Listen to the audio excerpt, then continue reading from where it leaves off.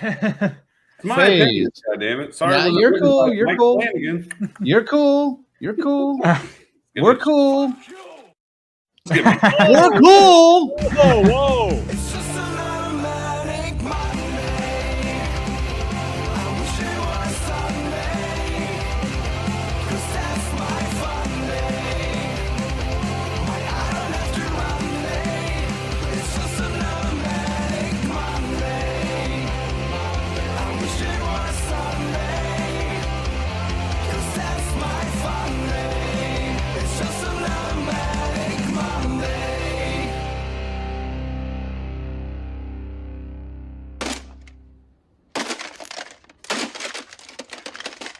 Hi, this is Colonel Deathcurse Society. For just as little as $3 a month, you can help feed Zigzag all the pizza for a week.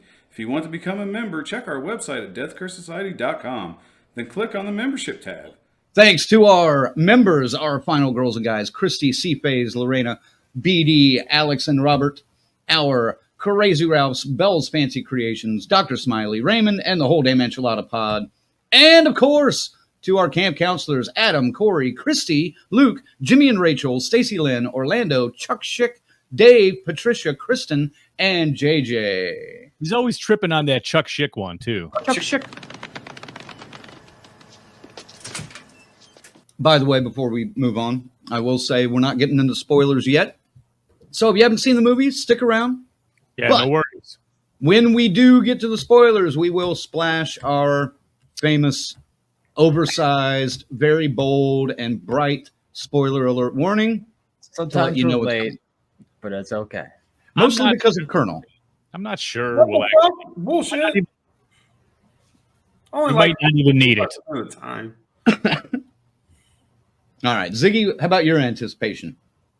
Well, obviously, we've had the discussion, and I kind of feel Art is on his way to being an iconic serial killer in our film world, as we know, like with the Jasons and the Michaels and the Freddys and whatnot. But there's a dispute there, and I understand why. We'll discuss that too. Yes. But yeah, I mean, I was like, okay. But again, I mean, Crank, you were standing right next to me when I said to Damien, hey, dude, don't ask too many questions without answering, much to his annoyance.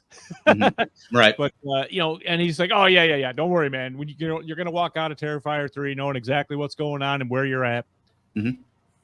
We can discuss that in a bit, too. But my anticipation was like, man, because of that, I kind of kept it tempered a little bit. I didn't go crazy with it. But yeah, of course. I mean, I know there's going to be some good gore here, and I want to see that. So, and knowing he brought in a team specifically to do these things, I was kind of like, yeah, man. So yeah, it's definitely been up there in that top 3 of the hype, just because of what it is, for sure. So anticipation, pretty high. Well, I don't know if I would put this in my top 3 anticipated of the year. Probably top 5. I've been on record famously for not jumping on the hype train that is Terrifier series. They're fine. They're okay. And Ziggy and I had a famous argument about how relevant Art the Clown needs to be in a slasher tier ranking, which that might continue a little bit later. That might have went off before 2 came out, I think. No, that was after 2. That was after 2. Yeah. That was a review of 2, probably, yeah. It was shortly after 2. That's when we decided to do it, that I remember anyway. But, so anticipation was, but then it got, the marketing of this, and you guys can chime in on this too if you want. The marketing on this went a little bit overboard, in my opinion. It was, now granted, I know the company that owns Bloody Disgusting also owns the production company that distributed this film. I get that. Cinedigm or Cineverse, something like that. So I understand that, of course, Bloody Disgusting is going to put out basically a post a day for 6 months about Terrifier. And honestly, I got burnt out on it. I got tired of seeing the same image like promoted 4 times a week. it got a little old for me. And then the fan base, and I don't mean all of you guys, but the hardcore fan base was rabid this time around. And even before the movie came out, they were chomping at the bit and attacking anyone that had a differing opinion. Feel free in the comments. Yeah, I'll defend my discussion here later. So much so that even they were screenshotting other people's personal thoughts on the movie and then taking it to their little private group that if you say anything even possibly negative about the movie, you get kicked out of immediately. And then just railing on this guy. And then from that group, they went and attacked him on his own personal page. So that's not cool, man. That's not cool. Now, the marketing of doing it again, people are passing out, people are throwing up, blah, blah, blah, blah, blah. We knew it was coming. We knew it was going to happen. Very Exorcist marketing that works. Yeah, I guess it's starting to work less, but it does work to an extent. It's starting to get along with that terms where people are like, "Oh, the scariest movie ever," and everyone that watches horror movie is like, "No, probably not." We already. Right. I mean, they've been doing marketing like that since the 50s, man. I was going to say I've got a couple too. Sure, Yeah. But 50s. We knew it was coming, but it's. I don't know. I'll be honest. That's where I started. That's where my anticipation started going down because it's like, all right, you did that with 2. Now you're repeating the cycle with 3. Right. And let me ask you, we've all seen it, obviously. They're all like, they're out in the first 5 minutes. Come on, guys. There wasn't anything in the first 5 minutes that was that bad. No, dude. Or are we that fucking warped and demented and desensitized that the problem is us? Well, I think if anybody walked out, it's because it was a general public showing. They didn't know what they were walking into. Hey, you want to see this movie for free? Come check it out. You got people that aren't horror fans. Like, what the fuck is this shite? Because it was in England and then got up and fucking left. Like, I mean, I honestly, I think that's how it was done. I have no proof, just pure speculation on my part. But if you're going in there knowing you're seeing Terrifier 3 and you're a horror fan, you're not walking out on that. So there's nothing to walk out on. It was just. But Colonel, I think you even mentioned this in one of your just like regular posts amongst us, like a comment, like you thought there were people that came to see the movie in your showing that had never seen the first 2 before. Is that what you said? Was that you? Of course. Okay. Yeah, I heard them talking after the movie. Oh, because you got to remember, TikTok blew up Terrifier 2. Like a lot of that was the TikTok hype. This one, I was trying to pick up on. Again, it worked because there were girls. Most of them were females there with their boyfriends had never seen this fucking movie before, and they were asking questions, but they had never seen 1 or 2. And the majority of the people in the audience probably never seen 1 either. They're like, "Oh, now I got to watch the first one." So it's. All right. Well, how about you, FaZe? Marketing and anticipation for this one. Yeah, I don't know how much more I can add from what you just said. I mean, it's liking the people behind the film always helps me, want to see a film, of course, and vice versa, of course. But like you said, it was a bit much. The marketing was definitely a bit much, and the fan base definitely makes you turn your nose a little bit. Makes you not want to be too excited about it because you don't want to, accidentally be associated in any way. But that said, it is one of the most hyped movies of the year. It probably would have been my top 5. I mean, the thing that I didn't like about 2 was how long it was, and I was pissed to hear that this still was over 2 hours long. That made me really not excited to see this. That really brought my anticipation down. Doesn't feel like 2 hours this time. No, it was like what, maybe 2 hours and 2 hours and 6, but I mean, still, it's like I was hoping for like a 150, 140. Now, Colonel, I want to ask about. I want to go off our regular train of thought that we normally do here, just for a minute, because this is an unrated film. This doesn't it doesn't go through the MPAA, doesn't get one of the R, PG-13, PGG, indications. So, how many under 17 people were in your theater, your full theater, that you can guess on?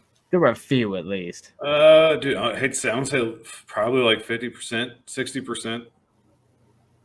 Could you tell? It was high school kids, college kids, and my old ass. Could you tell if there was any parental supervision there for him? Fuck no, dude. Okay. Trust me, I was the only one there that's probably old enough to rent a car. I was the oldest in my theater. You were the oldest in your theater? Easily. Says the kids have spoken, Crank. Shit, I probably was too. Well, but that brings me to a point. Why are they there? They shouldn't be there if they're under 17. That's absolutely nobody under 17. It's not a oh, you can watch it with a parent. So no, I read numerous stories of people that bought tickets online, a kid's ticket, sold no problem, Regal Theaters, and the adult showed up and then they said, nope, kid cannot go in. Will not admit them. It's company policy, company-wide. Right. So, and they got shut down. No movie. None of my Regal. That's what I'm saying. They don't give a fuck here. MJR, they're like, mine was the same thing. Probably 25% were underage that shouldn't have been there. There was a handful of mine too, but and I'm not being a stickler about that, but it's just, that was kind of one of those things. So I don't know if it's I would assume it's just, whatever theater decides to bend the rules a little bit. And I get it because theaters have been struggling the last several years. So, but also I think, if you're 17-year-old, 16-year-old kid, and you can get in and see a movie like this, you're in fucking heaven, man. Like, you're just about to fall out. Like, forbidden fruit, man. Yeah. Yes.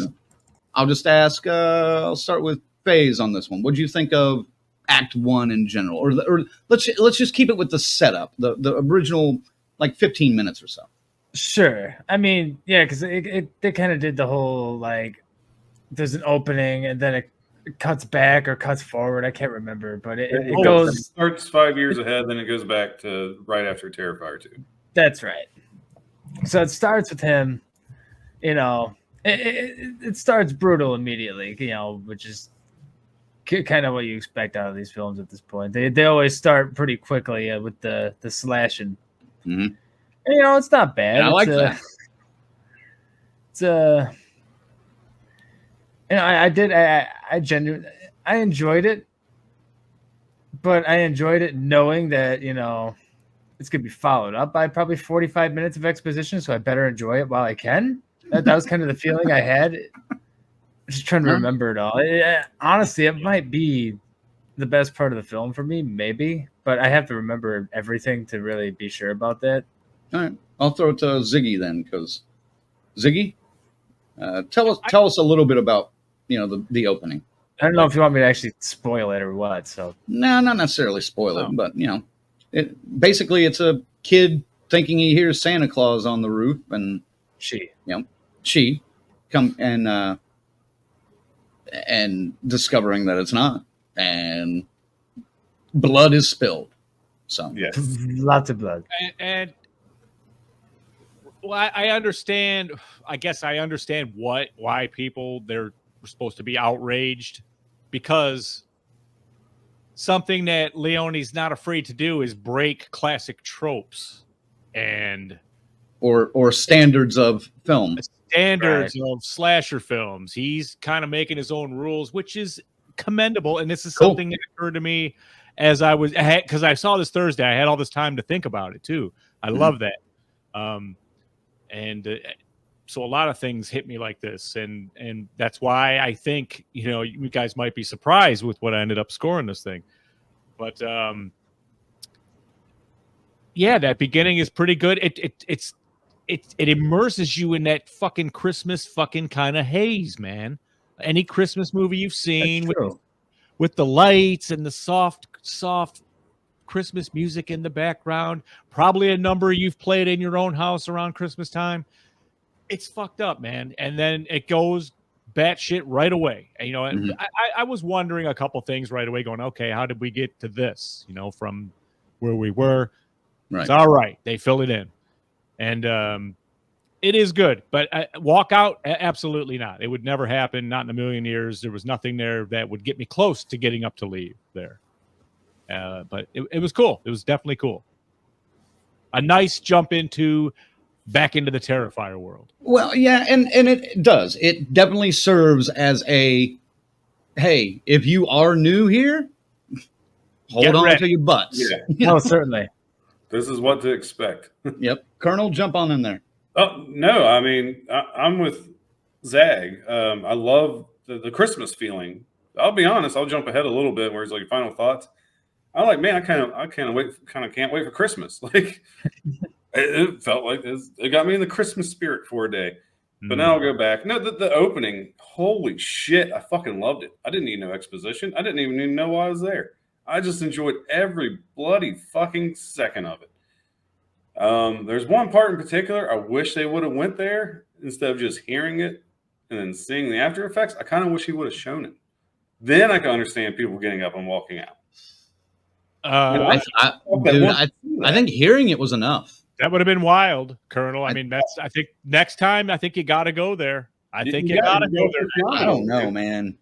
I think you got to, or even worse. Because we're on record, Zag and I are the gore whores of this fucking movie. Dude. Like, the more gore, the fucking better, especially if it looks great. That first 10 minutes of the movie was fucking fantastic. It was good. It was a solid fucking opening. It was. I have some questions. Yeah. Bethany says, also, hearing it was enough.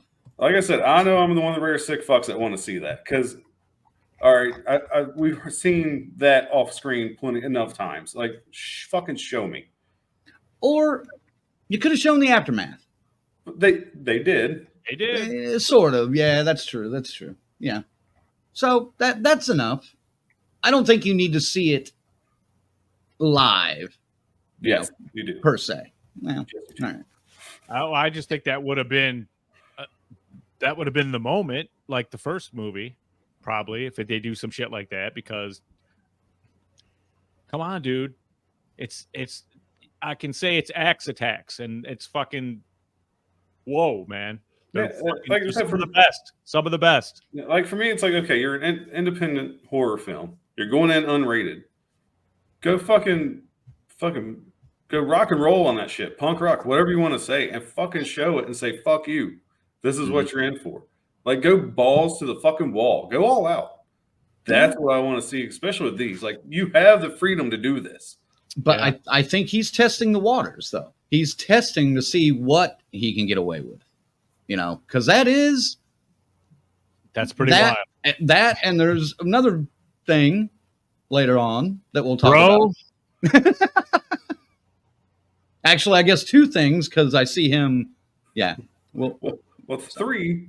Yeah, dude. There was the whole bunch of taffy happening with that scene, man. God damn it. We'll get there. Carrie has a good comment too, because the opening gives you that false sense of Christmas security. Yeah, it really does in a way. But we knew what's coming. Yeah, we knew. Yes. And slightly off topic, dude. That mom had no business being that fucking hot. I was like, "There's no way, man. She shouldn't have." I'd rather see like someone like me, not in female form without the beard, I guess. I was like, damn. I just say she had no business being that hot. That's all. Fair enough. I have a question about the opening, though. Why was Art there at all? And why was he on the roof? I'm totally talking out my ass on this one. So the first Terrifier movie, we all know, that is kind of like the whole story of the first Halloween, where it's just by chance. It just happened. Mm-hmm. I think just by chance, Art's like, hey, here's a house. Yeah. I'm gonna fucking check it out. Like, lights are on. Because you were there. Because you were there. You gotta, exactly. You were there. You were home. You were home. That's it. And I think if we try to analyze it any deeper than that, it's just gonna tarnish it. So can we all agree with that and move on and kind of keep it what it is? Is that good enough for you, Crank? I don't know yet. Random. Because we have to get into further parts of this film that especially that tie to 2 a little bit and discuss that, because then I can maybe give you an answer. Doc wants to know also, does art ever really need a reason? Well, I say no. that too needs to be looked at closely. Exactly, because I say in 2 there was a reason kind of given. It is given, but now it's confirmed. I mean, Yeah. what is happening, and it's Right. like I said, I can tell you that the thing that I annoyed Damien with, he gave it to us, man. He didn't ask too many more questions. He answered them all this time, and that's cool. He made it. I don't. Did he dumb it down to where everyone's gonna get it? I don't think so. But it's pretty straightforward with what's going on and why. You don't really know who's behind everything, I guess, but Well, that question is pretty much answered at the end, I think. Okay. Vaguely. All right. well, and again, there's this whole the religious aspect to this. It's got to be examined as well. Well, you all know what I said after I walked out of the theater. When it comes to that aspect, it was pretty heavy. We'll come back to this, I think, but let me again. We're going to jump off topic just based on this comment. Luke wants to say, or they say this is part 3, but isn't All Hallows Eve have art in it? In my opinion, yes, art is in that, but there's All Hallows Eve. There's the Terrifier short that's like 20 minutes long. Yeah, and then there's the Terrifier trilogy as of now, or series. I wouldn't count this as Terrifier 5 just because there's been All Hallows Eve and the Terrifier short. So you got to keep those kind of separate. So, in my opinion. So I saw an interesting comment about that Ninth Realm is mentioned, like something another. Oh, and story. the Ninth Circle, exactly, and and there's a Easter egg of that in. There's 3. definitely a tie-in to that, which I thought was pretty cool. So I mean, but that would make this Terrifier 6, but it's not.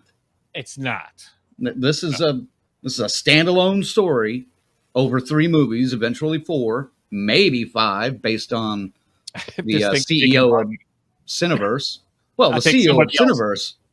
Yeah, somebody else takes it over at that. If Damien doesn't want to do it, then then we get Tommy Lee Wallace taking over for John Carpenter. You know what I'm saying? Right. Jason Blum stepping in for. Oh God, no! So don't say that.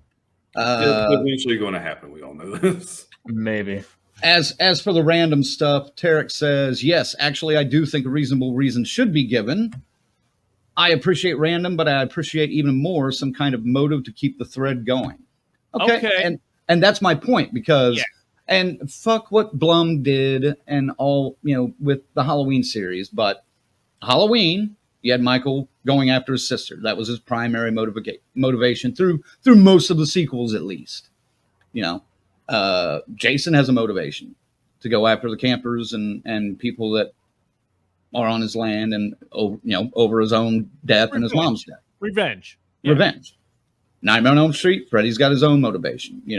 There are most of the main ones have a motivation. So, yeah. Anyway, this one seems to have one, but then not have one, but then have one, then not have one. So that's why I wanted to ask about the random thing. So. There's a part that I'd like to answer, but I can't because it spoils. So, well, I know where you're going to right away, and we can't. I don't think we could say that if we're about talking about the same thing. I think we're on different wavelengths on this one. Just kind of explain the randomness, even though those people don't are that random. But either way, we'll get to it if we get to it. I'm not going to spoil anything yet. All right. Well, then. Correct me if I'm wrong, but then we go back to right after Terrifier 2, right? 5 years previous.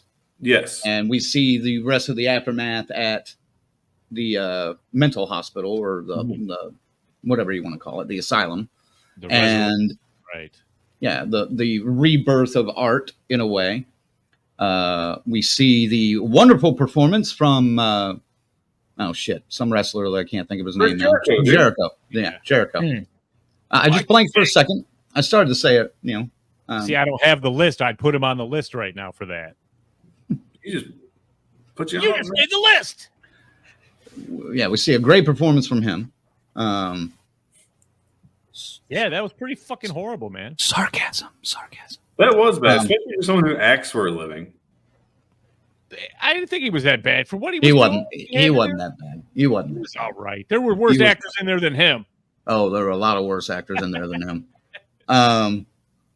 Colonel, won't you guide us through that scene?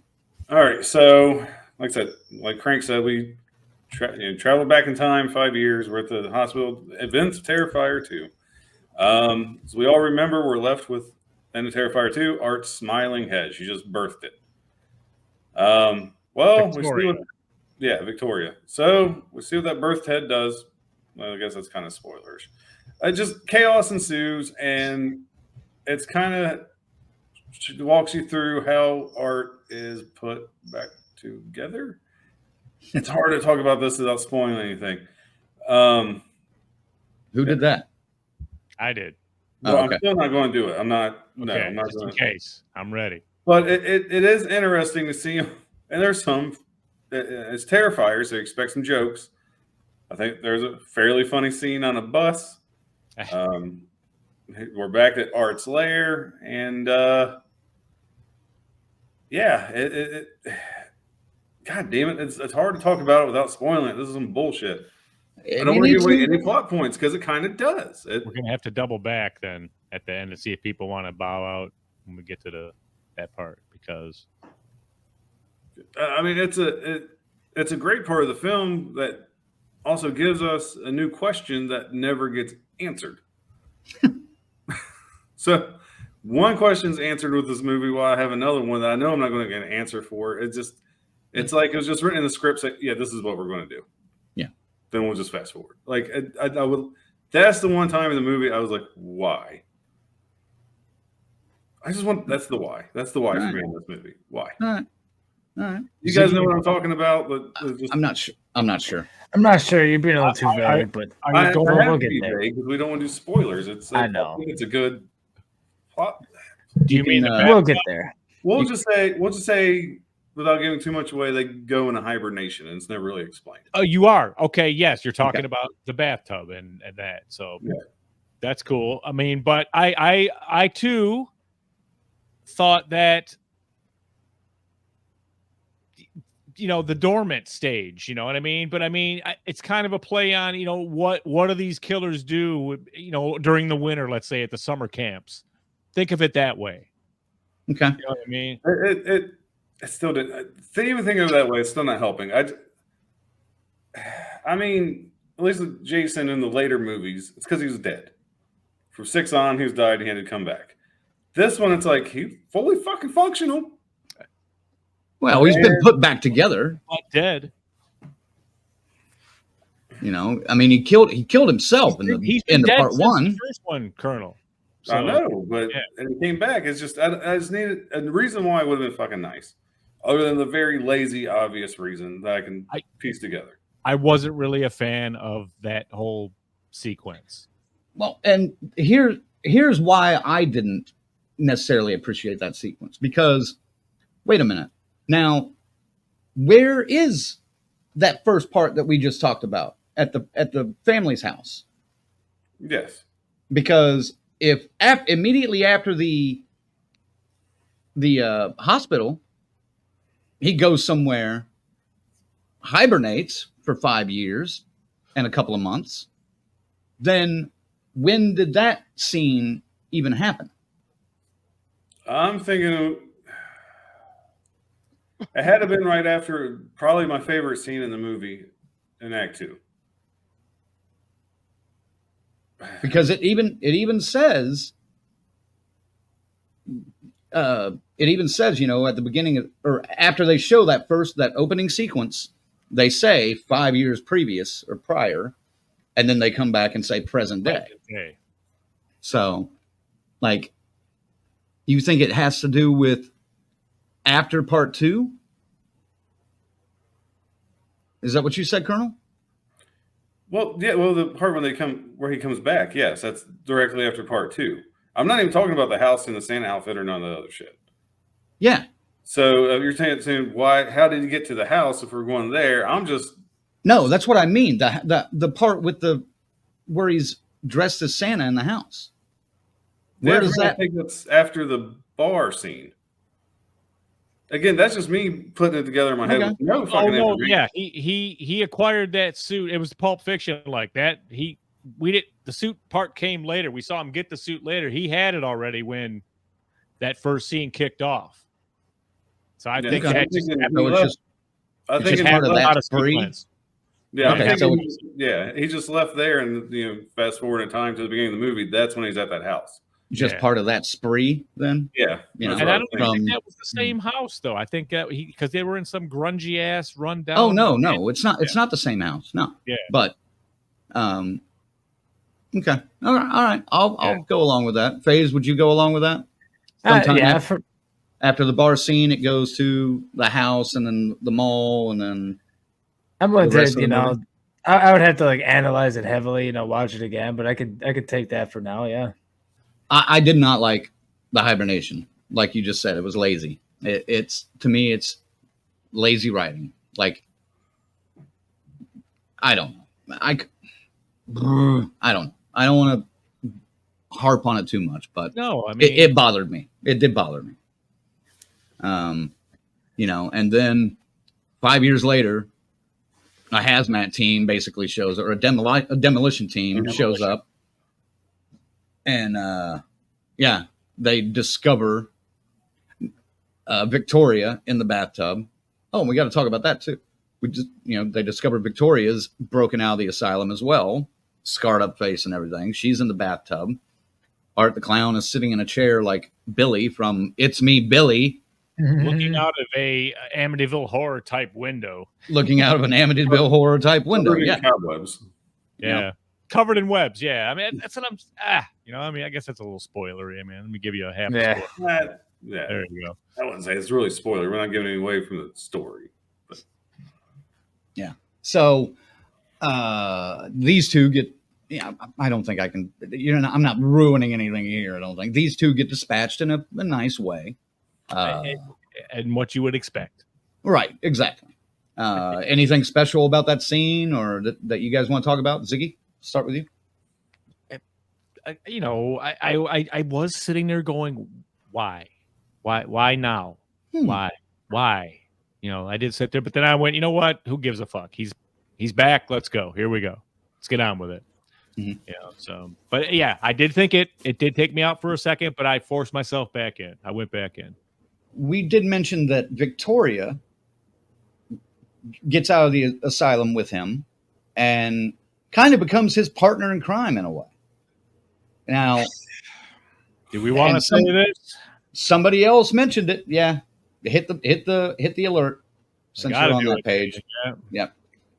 Hit the alert. Let me see if I can find who said this. I want to say it was Bill way back here. There we go. All right. Oh, Bill spoiling things. Big shocker. No little pale girl. Right. No. But it's explained. It is? Oh, yes. Yes, it is explained. Okay. I did step out at least once watching this because it was getting long. All right. Here's my theory. I missed that. Here's my theory. Yeah, here's my theory on this. And I'm just going to... The pale girl's not there. She's now Victoria. And Victoria is the demon or this entity, whatever it is from hell. Art is kind of the minion killer here, man. It's weird. I mean, okay. He's if there's a novelization about Terrifier, and it even says even he's surprised that he woke up alive in that body bag from his perspective.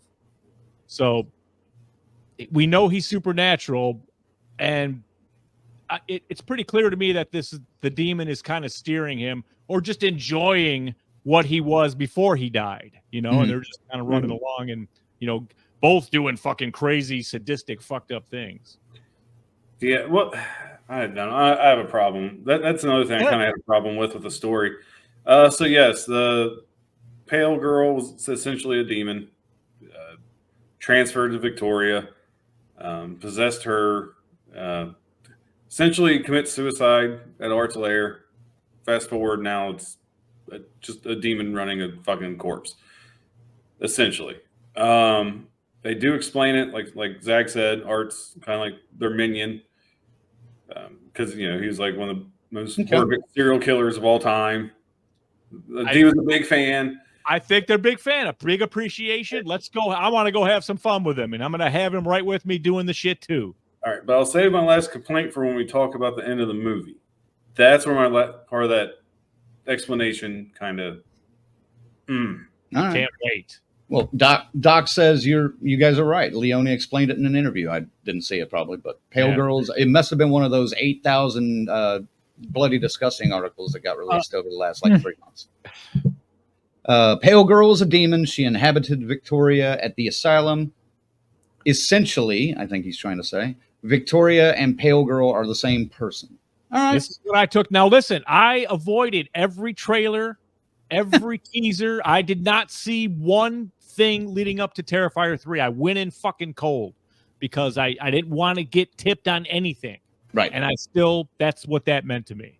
So, right. Okay. That's kind of what I was assuming too. But I'll tell you what, man. One of the highlights of 2 was Little Pale Girl. I thought that girl nailed it. And she was surprised. She was fun. She was creepy. There are people that are dressing up as her. Oh, yes. Come on. Any little girl is going like, oh, yes, I'm doing the Pale Girl. So I'm shocked that he ditched that for Victoria. I'm not, because it doesn't. You can have 2 demons, asshole. Oh yeah, you can. But I think that's what's so specific. It's only controlling one entity at a time, and it's about the demon now. We're probably going to see the real form in the next movie. I would suspect the actual what it looks like because of how this ends. All right. And this is an interesting take. Bethany says, I think Victoria dies in the bathtub, then the demon takes completely over after the hibernation. Interesting. But that's pretty much what I kind of said, though, in different words, but with the same thing. Well, so I'm with Bethany 100% on that one. She's that crazy then before killing herself? I think the demon's already in, but it can take full control. So she died kind of like Art. Okay. Man. All right. Right. You gotta remember the pale right. So she was already dead. Like, that's why I'm with Bethany on that one. I think that's dead. Nice, Colonel, nicely done, because that actually fills in some of that. What the fuck is this all about with this suicide? You know what I mean? Mm-hmm. So, all right. I'm with you on that. That's my new take on this. I'm going with that. All right. Who wants to move on with the story? Go ahead. Colonel? Ziggy? Colonel? Colonel. All right. Well, here we are. We see Sienna, I'm tired. I want to say Sierra, but Sienna. I don't know why Sierra wanted to come out. We catch up with her 5 years later. She meets her uncle at her loony bin that she's been living in, and she's coming home for Christmas. She can't wait to see her little cousin. She's so excited. Yep. Oh, she's so excited. Her brother's at college. Yeah, and don't even get me started on how little of a fucking role he had. But yeah, then we're introduced to the new family, her extended family, her aunt, uncle, and like I said, cousin. Gabby. Yeah, cousin Gabby. And they're all fun, all Christmassy. And this is kind of off topic, but damn, did it get a little tiring hearing Christmas music through the entire fucking movie, even with the dialogue going? Yes. That's a little overkill. Yes. together, just having a good old time, baking cookies, listening to music, and just. And I love that we're just bringing, mystery family people out of the blue to, fill in the gaps of the story. Right. Well, who's fucking dead in their family? Mom's dead, dad's dead, they're all dead. I don't think you needed those extra characters at all. You could have dealt with her and Jonathan, just trying to get through. Yeah. Had to have a couple extra people to get You whacked. did it. You did it because you wanted another sympathetic little girl that was going to get tortured, basically, for the shock value. Pretty much. You didn't do it for the purpose of the story. You did it for the shock value. That's the reason I would say, yeah. I disagree. I think it was for the story. It played a main role in the story. Yeah. We'll get to. I mean, was it 100% necessary? No, of course it wasn't. I mean, it could have been college students at the college, at Jonathan's college. Like that happens too, but it could have been them. It could have been people at the hotel where, Sienna is staying while she's trying to reconnect with her brother. It could have been that. It didn't have to be, Uncle Bob, out of the fucking blue. Needed some more body count, man. And you could have still had that, but that bothered me. I don't know why, but it bothered me. It didn't bother me too much, I don't think. I bought it. I was like, okay, sure. That's some family still has compassion. Let's get her out. Great. I can go with this. I can accept this. This is reality to me.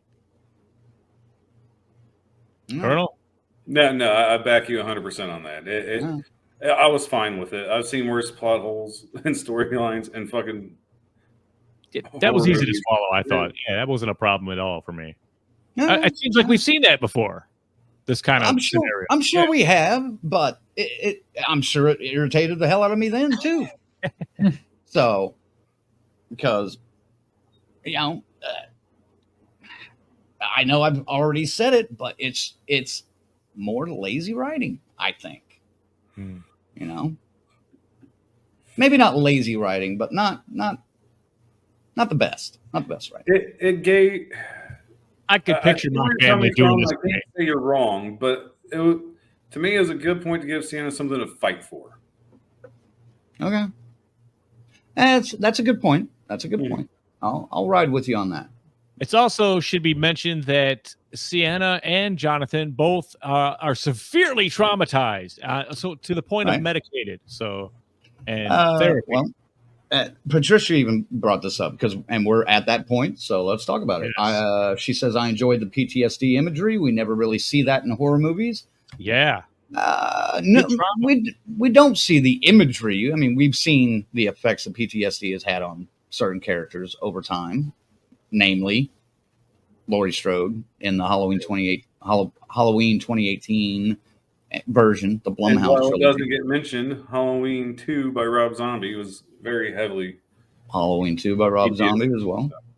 Several others, sure. Chris Higgins, yeah.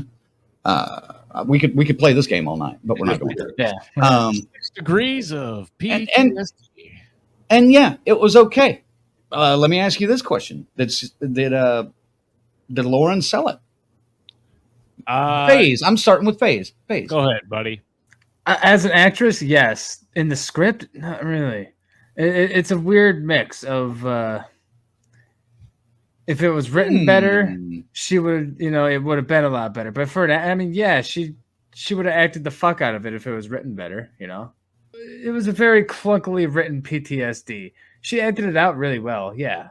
Okay. Ziggy?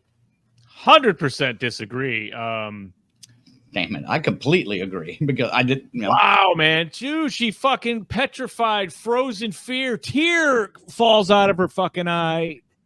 Well, like I said, acted very well. That was fucking fear. That is PTSD.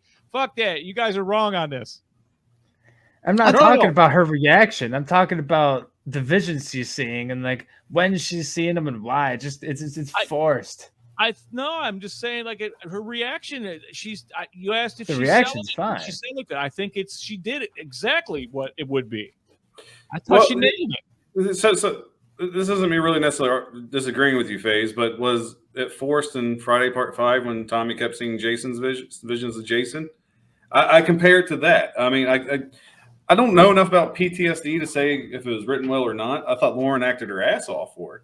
Yes, she did okay. She did okay with it, I thought. Yeah, but like I said, I'm not an expert. It wasn't really as bad. Huh? The scripting wasn't as bad in Friday Part 5 though. Like it's Well, kind of like going off what I wouldn't, but there's probably other people that argue with that. That's a fair statement. That's But fair. I mean, I still likened it to that when she's seen her dead friend at the fucking dinner table. Jesus Christ!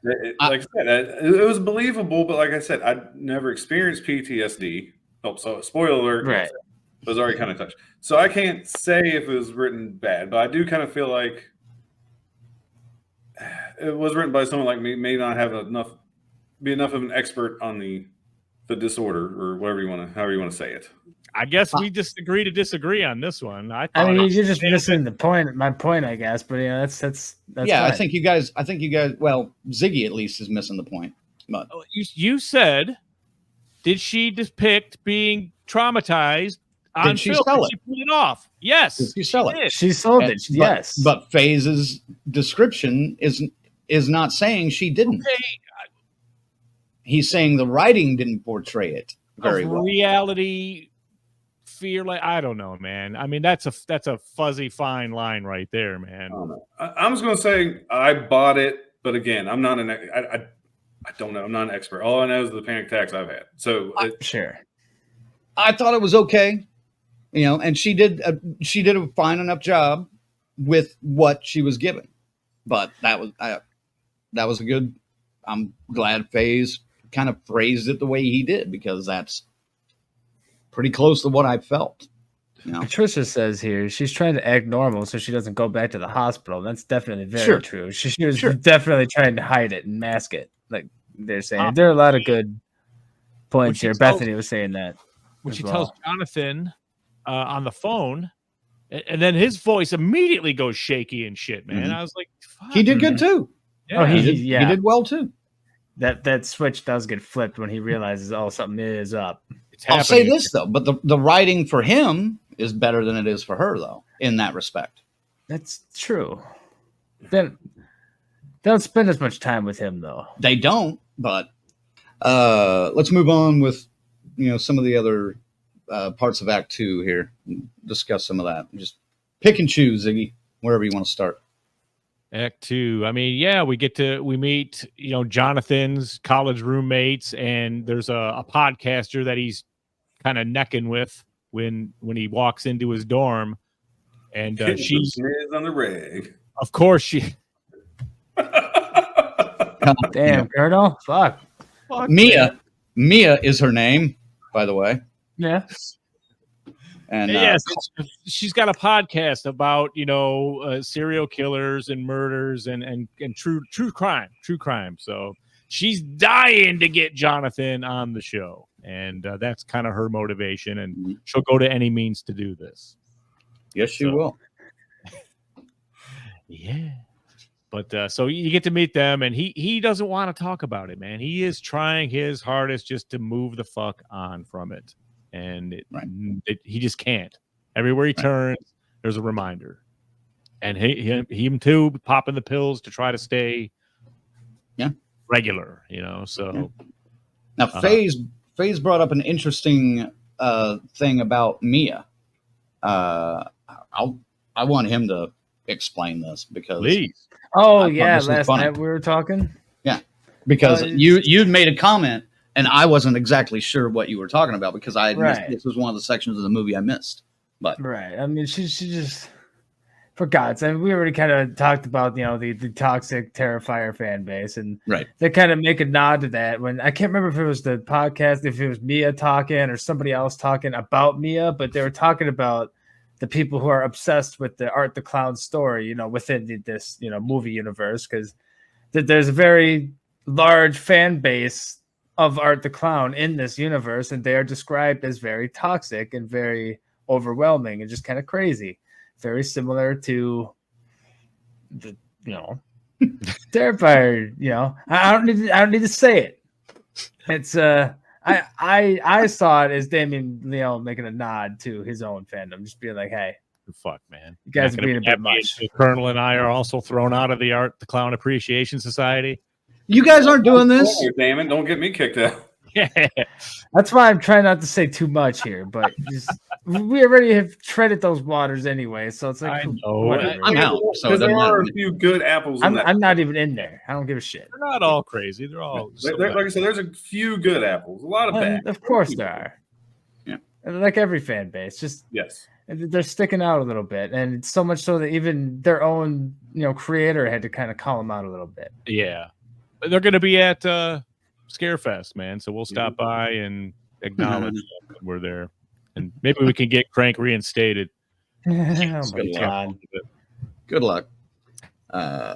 Maybe not after the score. I don't know. No, probably not. No, if any of them are still watching, no. I'm pretty positive a few of these clips are going to get shared in that group, and I'll get ragged on, which is fine. Garrett makes a I really don't good point here. Some other It does depend on who had control of the script. If it really was Damien or somebody else in the studio that had control of it for the final product, because anybody could have written that, I suppose, depending on how many hands were on the script.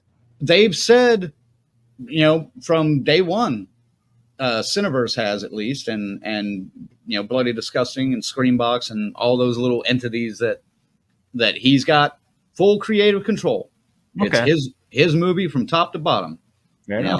He told the Hollywood money to go fuck themselves, man. I mean, he doesn't need him. Really doesn't need him now. I mean, damn. We'll talk about that afterwards, but keep going here. Talk about the rest of the story here. I will say this. I did like Mia and Cole, I think was his name, the roommate and It's like the girlfriend. Biff. It's probably a lacrosse He's all right. player. He's not quite big enough to be a football player, but lacrosse, maybe baseball. You're right, lacrosse for You know what I sure. mean? Definitely lacrosse, yeah. Yeah.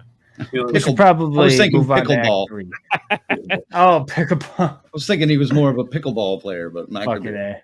He's not one of those dickhead Biffs, though. He's kind of like the cool Biff. Obviously, he's kind of taking Jonathan under his wing. He's looking out for him. I don't know how much he knows. in a way, but in one of those weird brotherly ways, like he'd be trying to, movies, getting him laid, getting him beers and stuff like that. That's how it would be. But yeah, he's not a bad guy, But he's like any other college fucking Biff, though. He just wants to get laid and get drunk. Yeah, Biff is the word, man. I'm gonna start using that on Wednesdays when all the Biffs show up for karaoke. I'm just calling them all Biff. They'll have no fucking idea. How you doing, Biff? What's up, Biff? The fuck does that mean? Just call me a Biff. Shit, man. All right, Colonel, where are we at now? We're All right, back well, to his roommates. He's John and his roommates. Like I said, we're caught up on where everybody's at. But where's Art? He's on the move, yeah. folks. And this is probably definitely far from my favorite kill, but probably my favorite scene in the movie. Ours is that spoiler from here on out. Fuck it. That Pandora's Yeah, you might as well open. Yeah, like, we've already done it. Art's, he made some new toys. He's out walking out about, comes across a bar, looks in, and probably a guy that stole the fucking show, Daniel Roebuck, dressed as Santa with girls on his lap. Clint Howard in there, and he's all excited, and he runs in the bar like Santa. Obviously, he's not talking. But the scene just gets more awkward and awkward as it goes. And I love every second of it. It even gets to the point where Art's sitting on his lap and takes a piss on him. It's a great scene, man. That's a great scene. It's a great scene. We get 2 lazy kills, but a flashback to Terrifier 1, which I get. And then Daniel Roebuck's death is awesome. Pretty good. But then again, it's just him. He stole the fucking show. For me, out of anybody that was a side character, A+++, man. He was so fucking funny. I thought Clint Howard just adding on to his jokes that got me cackling, dude. That shit, he was so fucking funny, man. Dude, I want to sit in the bar with Clint Howard and Daniel Roebuck and just swap stories or listen to them swap stories because that would be a fucking blast. I listened to I think Robot legitimately enjoys like this horror fucking realm and all these movies he's in now, dude. He's he's rapidly becoming an icon around here. Well, I really enjoyed his conversation on Talk Scary to Me a few months back with Danielle and Scout. They had some fun, but they also talked about some serious topics and issues and things. And no. But that was probably one of the best scenes by far. Very entertaining. Yeah. Very entertaining. And well written. That was one of the better written scenes. I'll leave it at that. Keep going, Colonel. You're doing great. No. It's just, I mean, I kind of spoke through the scene fairly quickly, but it's like, okay, here's your explanation. Here's where he gets the Santa suit. Mm-hmm. I love the fact when those drunk girls are running up the fucking steps and that girl's passes them. They're like, ew. That was funny. Like I said, I just appreciate good humor, especially in a horror film. Good humor that's well timed and well paced. And this scene was everything I wanted. Would you say the humor is a little better and a little more on point this time around than it was in 2? Most definitely, because 2 had some funny parts, but there was a lot of exposition around it that kind of brought it down. Like this was strictly, here's how Art gets a Santa suit. Let's make it as funny as fucking possible. In that scene, the humor was great. And then a lot of what Art does, like outside of just the straight kills, pretty funny stuff, but dragged a little bit, even in this movie. So, but I thought that's the bar scene is one of the best.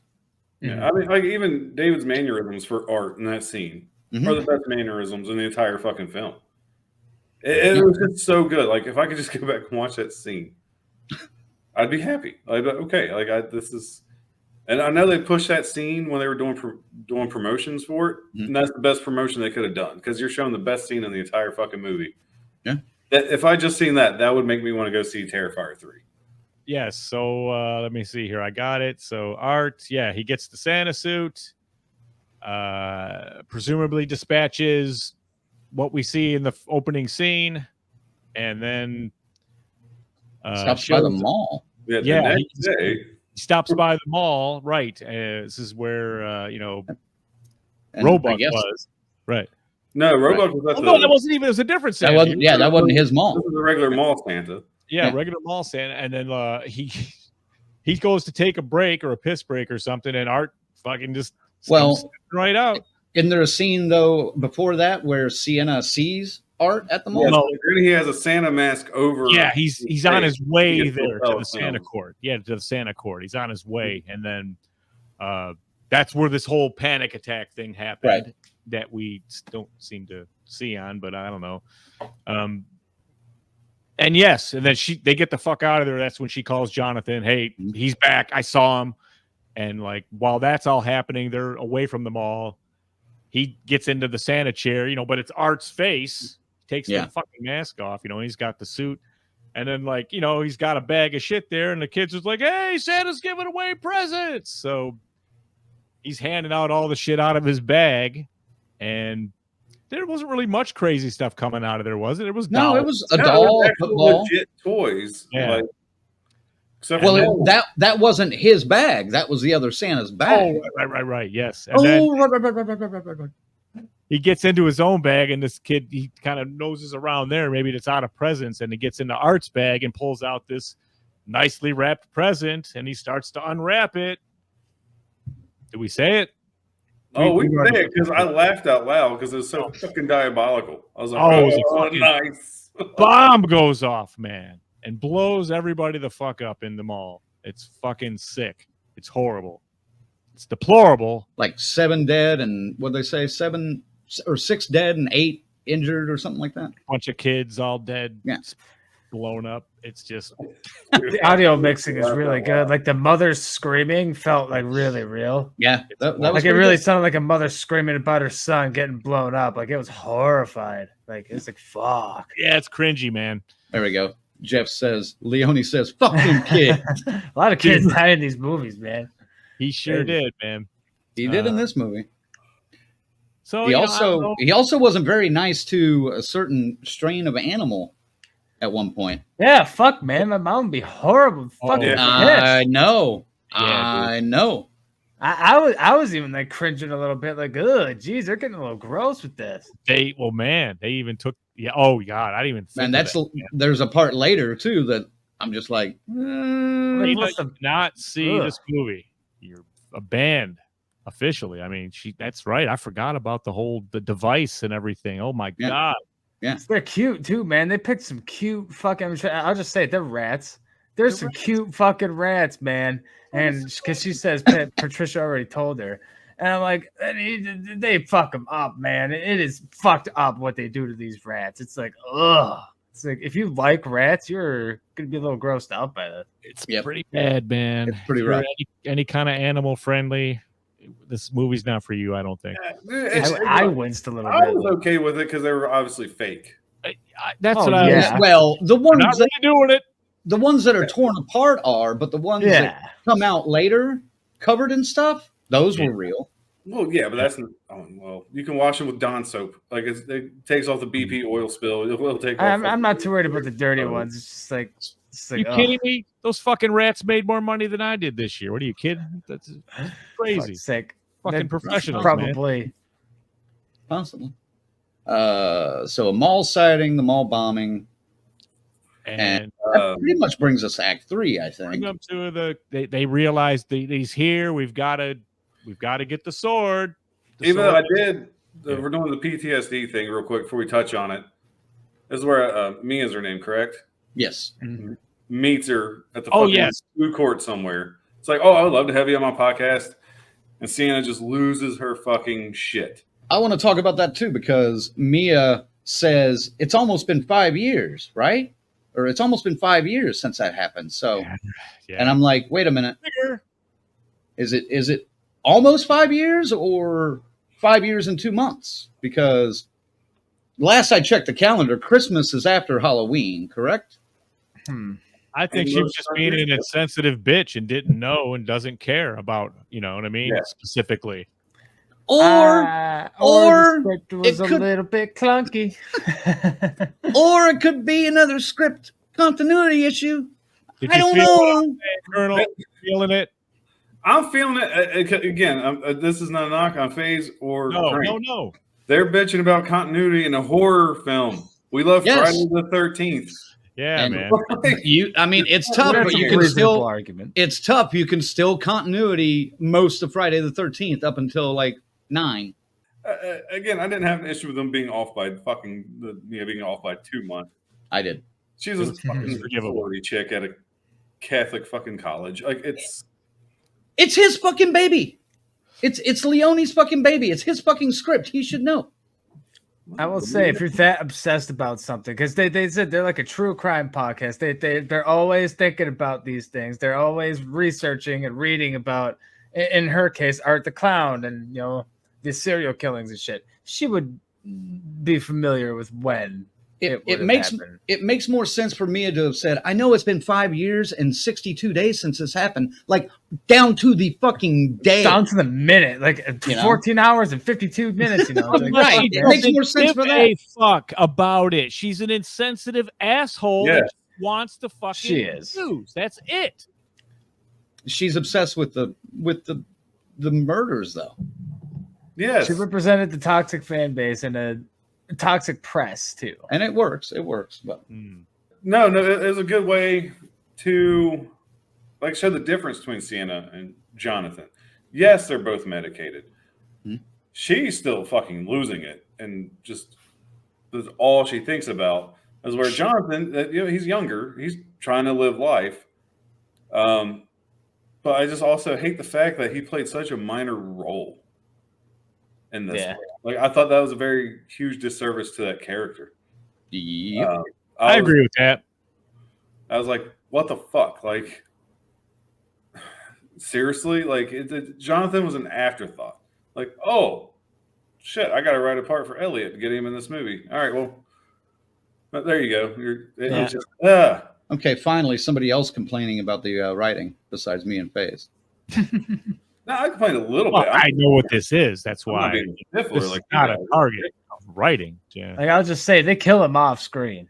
That's how much of an afterthought he is. Yeah, like the last time you see him alive, he's sleeping. Still shocking, though. Do we? Yeah, that's the last time I remember. But that tells me that's not him. I don't think that skull is Jonathan. Oh, the that's skull. Yeah, I don't know who that's supposed to be. I mean, that's a common thing to do. If you don't see him die, they're coming back in the next movie. That's true, and it was like I said, there was no only. These are the only way to say, look, you killed Jonathan. So you guys. I wasn't gonna say, but I mean, there's a personal item, that kind of connects it, but like I said, I mean, we all know Art was at the college so he could easily stole his glasses after Art was Art at his finest when it comes to killing. Oh, baby. The sorority house. Yes. The fraternity house. Dude. Just the whole scene, like even when she's like, before we even get to the kill, she's trying to convince her boyfriend, got to get him on the podcast and Art the Clown, how big a fan she is. He's like, God, you act like you'd fuck him or something. She's like, oh no, and he goes, I just thought that was so fucking funny, man. But yes, the shower scene. This is the scene, I assume. This is the shower. Yeah, the shower scene is the scene. That was disappointing. Granted, I think it was the best kill scene in the movie, but man, comparing to the scene in 1 and 2, I kind of feel like it's a step back in shock value. I don't know because he mauled quite a bit of nasty bits. Yeah, but that was shock value for shock value. I know. All these movies are shock value for shock value. Yeah, but he already kind of did that once, so now we're doing it again with a member of the opposite sex. I was like, and he had a harder time with a fucking chainsaw than he did a handsaw. Yeah, that's true. So yeah, this is the scene, people. This is where you see it all.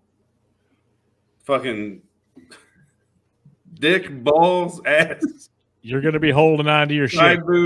This scene, if you're male or female, it don't matter. That guy was in the shower. He should have washed his dick while he was in there. Yeah, he should wash his dick first. Oh, something else has happened to his dick. Now he's sick. But he washed his dick in the wrong sink to not get sick, man. Yeah. Yeah, his girlfriend's mouth. These are some high quality chainsaw attacks in this scene. Like there's like half of fingers and hands that get taken off, and it's fucking wild, man. It's something I didn't like about Terrifier 2 was some of the effects, like the mannequins looked like mannequins, very stiff, these things got skin and flex and the blood is right, and the effects looked a ton better in this. They're better, yeah. I mean, night and day. And I don't remember who it was, but Leone wasn't in charge of the special effects this time. I'm sure he supervised it, but he did actually hire somebody to do the actual work this time. So it was confirmed that Damien crafted them. He conceived them all. Yeah, I'm sure. Yeah. But why the fuck not? I mean, if you can get it to look like that. And it looked great. Oh, it looked great. Like I said, I don't know. I don't know why I was so disappointed by it. Like, I still enjoyed it. Don't get me wrong. I was like, but just thinking about it, because, again, I haven't seen it since Thursday. Just thinking about it. I'm like, even with the stiff mannequin, the scene in part 2 with the bleach and the salt. Mm-hmm. Those two were good. I mean, not all the scenes were like that. There wasn't a whole lot of salt spilling in this one, which that you know what that feels like, because you grab like a French fry with an open cut on your hand or something. Oh yeah, no, like, oh Jesus Christ, so you can feel that. I'm just going to speak for myself, not you three fine gentlemen, but I've never had a chainsaw shoved up my ass, so I don't know what that feels like. dude. Just Well, there was that one time in Tijuana a few years ago. Yeah, I saw the video. I don't want to. We don't need to talk about that. just watching nuts fucking get twirled up in a fucking chainsaw, dude, and the insides out and outsides in, and the dick comes rolling in, man, and it's fucking not good. It's not good. But I thought the ball crushing scene in Maxine Much better. Yeah, that was more like for like a pain aspect as a male in the audience. I was like, that one. I was like, oh fuck. Well, this one I was like, oh, but it just didn't. Because you felt a good kick to the balls once in your life, at least, so you could amplify what that felt like and feel it here, right, and there. But again, they made this chainsaw on my balls. You made this. They made that. You would never ever want to be in that predicament where you were getting chainsawed and like the cuts into the flesh, into the ass, into the fucking taint, the whole thing, man. It was a bit. It was. I felt like it was a nice throwback to one where with the hanging upside down gal and the hacksaw. But I mean, it was just as intense, just as good as that. I thought just as good. That's where I disagree with you a little bit. I do appreciate it, and I did enjoy it. It was a great fucking kill. Oh yeah, to me, it's like again, we're recycling this. Just he gets the girl more too in depth. Well, he gets the girl too. I found that one to be a little more gruesome. Like as a whole, the whole scene, the whole though of it. I think that's why that's the scene because it's no genital is left unharmed in the making of this production. Speaking of, Jeff says, "Do you think his mentality on showers is tainted now?" I'll see myself out. Fucking, I love Dog's comment too. Good job. Maybe that's how I should do my prostate exams next time. Right? Yeah. It'd be easier to get a look instead of a feel. Yeah. The shower scene was great. For what it was. I agree with Colonel. I don't think it holds a candle to 2. Well, no, that scene is just the fact that the length of it is just the brutality of it. This one's pretty lengthy too. Maybe not. They don't go away and come back to it though. I don't think these were as brutal as other ones, but they're still very, very, very traumatizing and disturbing in the Terrifier way. Mm-hmm. So I mean, they are memorable. So it is good. I don't have a problem with them making it a similar thing to what they did before because there's so many other ways to do shit like this. So. Sure.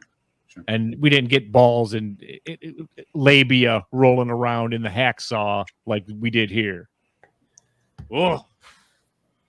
No, but we did get a dick decapitation in 2. So again, that's why I'm like, it feels recycled. Looks great. Fun to watch. Just after the Greek house, where do we go, guys? It's kind of like the heads for the final showdown. Like Jonathan gets back and they realize they got to get ready. And she gets the sword. She has it wrapped up in a Christmas box, though, and hides it kind of behind the Christmas tree. Oh, foreshadowing. Yes. So. Go ahead, keep going. Oh yeah, that's it. That's it. We're getting to be where it's. I'm trying to think how they came in there attacking. Well, they were sent just in the fucking house, man. Yeah, they sent the dad or the brother. They sent the brother to go get Jonathan, and he never showed up. And then we got the phone call where the voice is all fucked up, like in 2. Right. Yeah. Right. And then. Yeah, I can't even really remember. I'll be honest. I've forgotten a lot of this movie since I saw it on Saturday. So anyway, show up and start wreaking havoc. Yeah, they show up and start killing. And it's both of them. It's Art and Victoria. Art and Victoria, and Victoria is saying some vile demon shit that she's clearly seasoned in this kind of torment and torture and stuff like this. So. That's again further proof that, right. Before we get into that, and I want to unleash you on your topic. I think you want to talk about because we kind of skipped over a scene between Sienna and Jonathan about like the demonology behind Art and everything that takes place in like the chapel of. It wasn't a hospital, but where is this chapel? I think it was I think In it's the college? Campus. Yeah, I think it was Yeah, on campus. It's on the Maybe, campus. yeah. All right. Well, that's something that I mean, Terrifier. It's definitely taking a kind of that biblical turn into connecting it to religion, heaven and hell. Well, and there was stuff throughout the whole movie. I mean, Jonathan, Yeah. like I said, essentially goes to a Catholic college. There's religious sayings on like every wall if you're paying attention. Like I said, my second, I'm not saying it's a bad thing. Like my literally second message about this movie was very Catholic. Right. You can just tell he grew up Catholic. That's just really all I mean by that. It's very heavily set in that. Let's be honest, Catholicism, like it is just. Well, Which means there's anything wrong with that. Just for I take that out of the context. It's interesting. I'm not going to read this comment out loud, but I'm going to show it to you guys, and then Victoria. I can just imagine one of the twins doing homework going, huh? So we got to talk about Victoria a little bit more here in a little bit. That's right. Victoria. Go ahead. Put that down, Victoria. Sorry, Zach. I got to leave the floor back to you. No. It's okay. We're having a battle, and Sienna is kind of secured. She gets batted down Sienna with gets, a hammer. Yeah, Sienna gets tied up. Texas Chainsaw style almost. Mm-hmm. And then, oh boy, Gabby. It's Gabby, the little one. Mm-hmm. She's kind of hiding out. Yeah, she's hiding under the cabinet. Oh boy, I can't wait. No, you're getting mixed. You're getting you're getting this. Go ahead, Colonel. Take it, man. The little girl in the beginning of the movie is hiding in the cabinet. Yeah, Sienna gets knocked out. She comes to. She's tied to a chair, sitting across from her aunt, her mother's sister. Yes. And Victoria and Art have Gabby. Mm-hmm. There you go. You're good. There you go. Victoria and Art have Gabby, right? And that's when all the vile shit just they do horrible things. Out. Yeah, they do horrible things to Auntie and take her out. I still fucked up. What? X that out. They didn't show Gabby till after they killed Gabby's mom. Well, they're kind of hiding her a little bit. Yeah. And is that when we find out that Jonathan is dead? It's a little bit after that, I think. They reveal it somewhere during that, this, yeah. Right after that. So, yes. So, Auntie's dead. The demon says Jonathan's dead. They put the glasses on the skull. It was wrapped up like a present. They make Gabby unwrap it. You mean Victoria makes Gabby unwrap it? Victoria makes Gabby unwrap it. And then, they say it's Jonathan. Help me out here. I'm just envisioning what's going on in Mexico right now. Do what? All this Victoria stuff is messing it all up. Yeah. So Paula even says, I'm cracking up at her reactions over here. Yeah, and Jeff brings it up too to kind of get it going along. So while Victoria's doing her whole Bond villain spiel, Art is walking around smacking Sienna in the back of the head every time he walks by her, which is fucking hilarious. Yeah. And then Gabby, being the smart little cookie that she is like, well, let her open her present first. Which they're like, which one? Like the one in the back with the angel wrapping paper. So Sienna opens it very slowly because Art bashed the fuck out of her hands. They're all jacked up.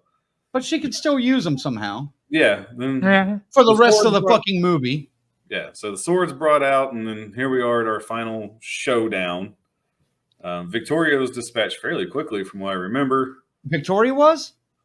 Yeah, I know she was fighting Art, but Victoria beheaded. Beheaded, much like Art and Terrifier 2. Seems to be the way to defeat these demons. Yeah, and they have their battle. Of course, Sienna is victorious to an extent. Victorious? Yeah. I'm trying to think of words I can try to fit Victoria into. Meanwhile, Victoria's head is starting to ooze out this toxic ooze, and it's starting to burn into the floor. And then we get a very Nightmare on Elm Street-ish scene where the floor gives way to a portal to hell. Yes. Art has escaped. Yes. Sienna tries very hard to save Gabby, but fails. Gabby falls into hell. Sienna turns around. Like I said, Art's gone. Next thing you know, we see Art, Santa suitless. I mean, he was Santa suitless in the final scene as well. Mhm. Sitting at a fucking bus stop waiting for a bus. He gets on the bus. It's just him, the driver, and one other passenger. And he's all bloody, and she's reading her book. She's looking at him. He smiles. Go to And black. the name of her book is The Ninth Circle, right? Yes. Nice little tie back. A little throwback there. So tie it all together. But yeah, so there we go. And then wait, what happened to Victoria? Victoria's head was taken and it oozed into the floor. So Victoria was defeated at that point. No more Victoria. No more Victoria? Sorry, No. Victoria. Sorry. Victoria-less rest of the movie. We should guess Victoria wasn't victorious. Right. You guys ever been to Victoria, Texas, by the way? Oh my God. Dude, I like Victoria's Secret, but I haven't been to Victoria, Texas. Do you guys remember that movie, Victoria? Yes. Yeah. Hell, even the movie Crowley, Victor Crowley was fucking awesome. It would be better if they had a sequel called Victoria Crowley. Like the sister. All of a sudden, she's like a bobblehead over here. And Tarek's like, Jesus Christ, you guys. Oh, wait a minute. Right. Message coming from Victoria. Fuck you. Anyway. Bus So, yeah, stop. Yes. this Okay. is where we're left after Terrifier 3. So a semi cliffhanger. Sienna looking into the hole to hell, presumably. It doesn't look cool. It's all foggy and kind of weird lights. You can hear Gabby down there, but Mm-hmm. And she What's loses her sword. Oh, this is the best part. This is the best part. So this is where I did kind of a bit of an eye roll. I was like, so she loses her sword. She looks at her hands, deep cuts because she's grabbing it by the sharp edge. And then magically they heal. stigmata. The stigmata has been healed. Yeah, I rolled my eyes too. I'm pretty sure I let out at least a semi-audible like.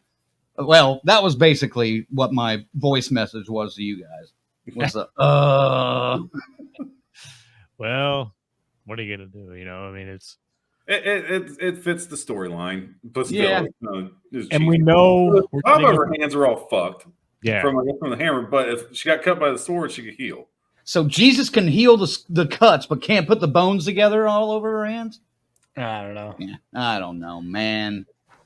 This one thing I want to point out real quick while I'm remembering it. It's totally off track, but there's just one scene with Tom Savini where they're watching the news and he's just freaking out. It was really good.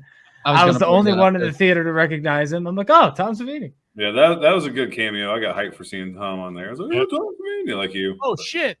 It would have been better if he had a switchblade comb. We were like at the end of it, just a little nod down the dead because he was in a mall. He was in a mall. Yeah, he was.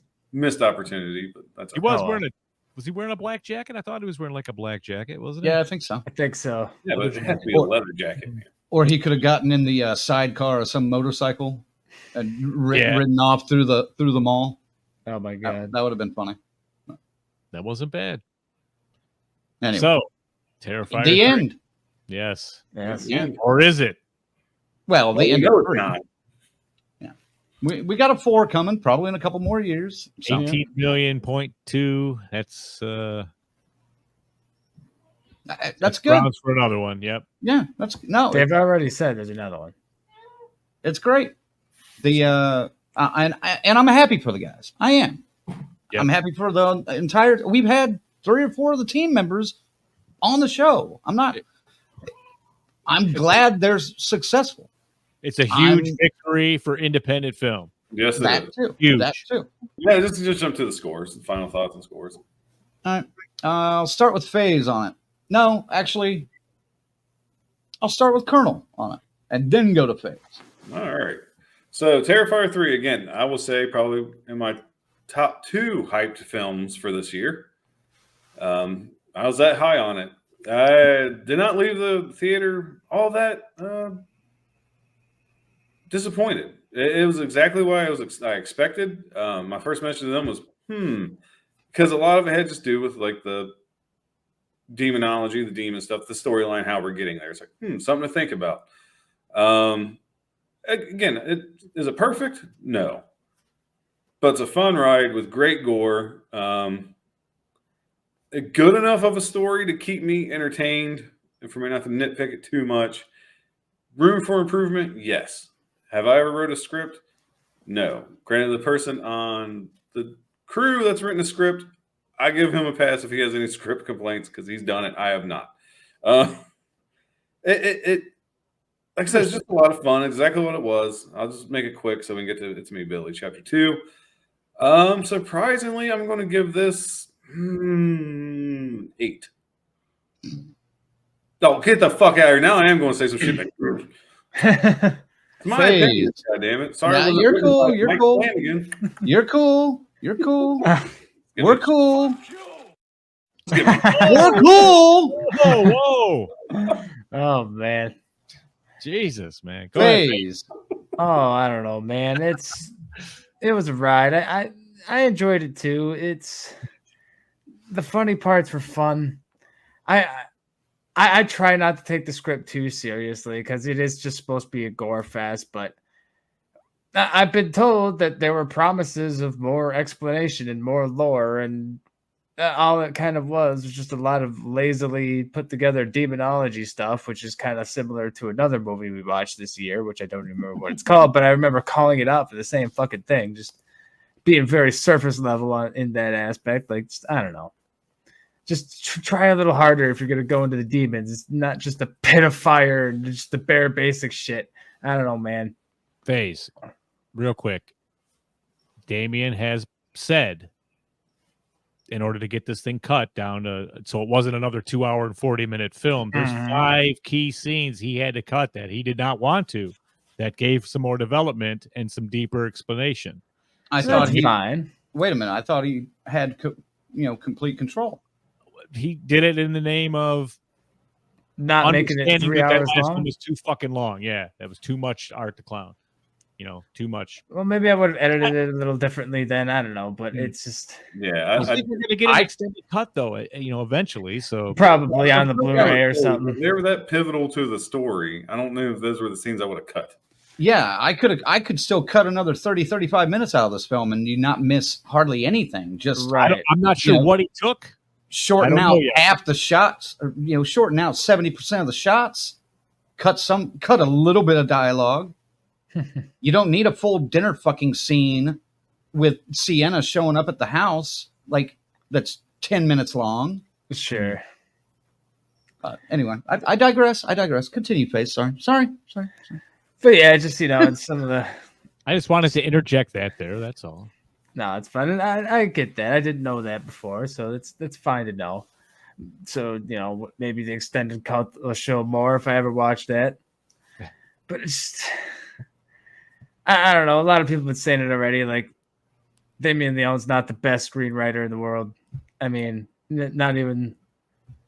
I don't know. He's not that great. And Gary mentioned that an hour or so ago. Hot take. I don't think Damien is a very good screenwriter. In the first couple movies, that's forgivable. But after getting all this criticism after the first couple movies, maybe take a couple classes. I don't want to sound too much of a dick. It's just like, for this being the third movie, I would think that you'd have, gotten a little better at this. And I'm not seeing any improvement in the screenwriting aspect. Gore's great. Seeing all the blood's great. Just, it's the same movie again. It's not improved in my head. I only want to give it a 6. I would give the original like a 7, but just same thing. It's going down to a 6 for me. All right. Ziggy, do you want to go or do you want me to go? I'll let you close because you probably have the highest praise to give. Okay. I was absolutely disappointed in this film. The hype train killed the mood for me. I think I'm going to go back and watch it again at some point, probably right before 4, and see if my number changes, but and as I said at the beginning of the show, I'm not a huge fan of these movies. They're okay, but this one is slightly less than okay, and I didn't like the writing. Most of the acting was for lack of a better word. And I really don't need gore for gore's sake. You know, if the gore fits a story, cool. You know, there was a lot of this movie that you didn't need. You didn't need that entire opening scene. You could have just started at the asylum. You didn't need, you could have done the shower scene differently, or at least, you know, extended on that if you wanted to just throw gore in for gore's sake. I could understand if he's in a fucking Greek house. I'm shocked that he just wasted his time and only did 2 kills in there. And it was in the shower. So I don't understand what he's trying to do. Anyway, I like Damien. I love David. Like most of the people that we met from this show, this series. I'm giving it a 4. And that, yeah. Hey, I believe it. It's not the worst movie I've seen this year, but it's not much better. And I'm sorry. I just it didn't do anything for me. The fact that I left in the middle to go make a phone call or take a phone call, that's saying something. That's true. I'll be honest with you. I just think this year's so bad for horror, even in my opinion. Like, it's all my opinion. That's why I gave it an 8. I'm not saying you guys are wrong. This is probably the 3rd most enjoyable film I've seen so far this year. Oh my god, dude! You're a fun fucking movie. It's terrifying, man. You know what you're getting. You're missing a ton. Then, if this is in your top 3, I don't think I got 20 so far. Most of them were reviewed. I don't watch every release. Dude, Terrifier's not even in my top 40. So we figured that out earlier. Well, so still though, I mean, it's different inspirations for our lists, of course. Anyway, yeah, Ziggy, wrap it up with this at least. Damien's no John Carpenter. I don't think anybody's going to accuse him of that. But he did deliver on what he promised. Actually promised me fucking directly. So just about delivering on the questions asked already and answered. Yeah, we got it. I disagree with that. It wasn't hard for me to put it together, though. I don't understand this is a pretty linear fucking thing, you know? Okay. And I'm hoping this gets wrapped up in with a very cool hell setting somewhere with some cool monsters and stuff. That just could be cool if it goes there. I don't know how much more they can do with Art the Clown, though. Really, beyond the story, you know, I don't see where it can be. I don't know. I don't want to see Art in space. I don't want to see. You know what I mean? It's been predicted. Yeah, I mean, dude, the way they're making money off this, they'll get that point. Yeah, Luke, 10 years we'll have Art the Clown in space. See, this is something I started to think here, but I thought, since he's a mime and he's mute, it's going to be really hard to go over the top into what Freddy was when he became pop culture's baby. You know what I mean? Yes, Art, the image of Art can absolutely do it, but I just don't see it going ever as cheesy as Freddy went in his movies with the stuff. You know, the kills are still pretty fucked up and violent in the Terrifier series. They've got that going for them. Let's face it, man. This is a grindhouse throwback. This is a fucking slasher throwback. This is the kind of thing every 10 years comes along. Blood Feast, Texas Chainsaw, Halloween, Friday the 13th. All that shit came out, and at their time, they had their time. Terrifier is now that for this generation. Mm-hmm. Like it or not. I mean, it doesn't have to be a great movie. Dude, the proof of that is who was in the theaters when we went. The kids have spoken. Exactly. That is this generation slasher icon. I love the fact that you rehearsed this script that you're laying out all week. Oh, dude, I'm just firing, baby, right from both holes right here with this shit, man. Not. Oh, fuck you, man. I'm just getting started. but this whole thing I see it. I still don't know if he's worthy of to stand with Jason and everything. Everybody's going to say he is around here. Maybe with like the creep from Jeepers Creepers. Dude, come on now. That's kind of mean, but what about Ghostface? No. Still no. I'd put him above Ghostface. I wouldn't put him in the top. I don't know if he's more popular than Ghostface. He's not. I'm not saying popularity. I'm talking like story-wise if I was ranking. But this is fucking Grindhouse, man. I think this is influenced by that. It's all of that kind of shit, that sleazy ass shit that they used to make movies like this with these violent exploitation like kills. There's something there, man, and I think there's. And I wasn't a fan of those. I get it, but it's because of that, and it's because the gore is so fine in this fucking movie, man. Yeah, has there ever been great story threads? I feel this is just a continuation of Sienna's character to fill her gap, to make her an equal to Art for the final showdown. They had to build her up, and it took 2 fucking movies. So whatever the fourth one, I hate saying that shit that we got to wait to see where they go with it. Mm-hmm. I didn't hate this movie, man. I was entertained. I got what I expected from it. And I got really, really good gore. So, I mean, I'm giving Terrifier 3 a 7.5. Special thanks to our members one last time. Final girls and guys. Christy, C-Pays, Lorena, BD, Alex, Robert, our Crazy Ralph's, Bell's Fancy Creations, Dr. Smiley, Raymond, and the Whole Day Enchilada Pod. And, of course, our camp counselors, Adam, Corey, Christy, Luke, Jimmy and Rachel, Stacy Lynn, Orlando, Chuck, Dave, Canadian Dave, by the way, Patricia, Kristen, and JJ.